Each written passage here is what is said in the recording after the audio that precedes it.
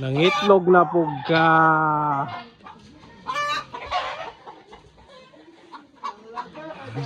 Ay, ang itlog.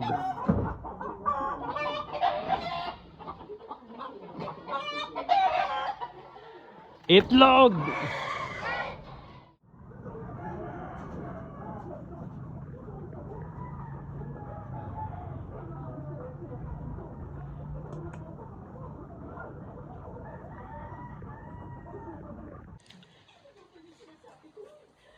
Belum na kanok. Nga, ni mo ni. Dahan ka na yung itlog. Oh. Pero ito lang, uunahan ko na kayo. Kung nalaman ng tutumutulang proteksyon na ginawa ng ambulabyo at nakipagamahi ka ng asong sa iyo, kung nakauwi na nga kayo sa lugar ninyo mismo. Isa na naman po, Lolo. Ito ka lang po talaga. Kailangan dire-diretso umuwi ninyo. Ilahan ang tray dala? Hindi kayo pwedeng huwinto. Nagbabago ang lugar. Yun nga lang, masyadong mahaba. At ang salitang huminto ay mahirap ang panindigan.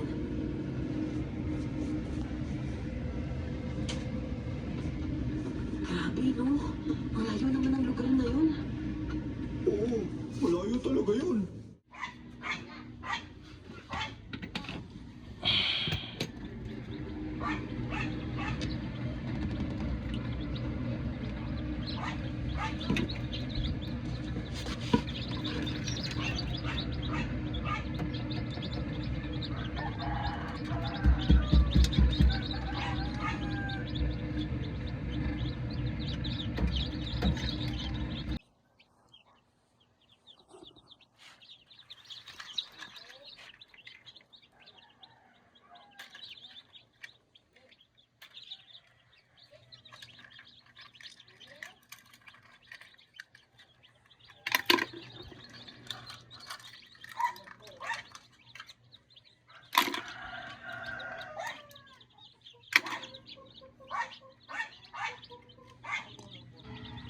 So di ara mga ka-farmers ang atong first na napusa karon. Out of 38 ka itlog, 31 ang napusa.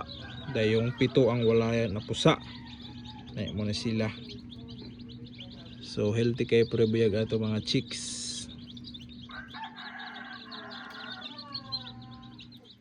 Pero ako pa na sila ibalik ugma na nato ni kuhaon para sigurado kini. Tara.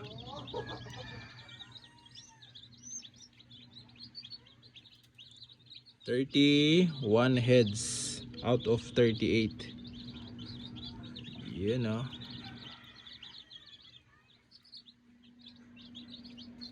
good.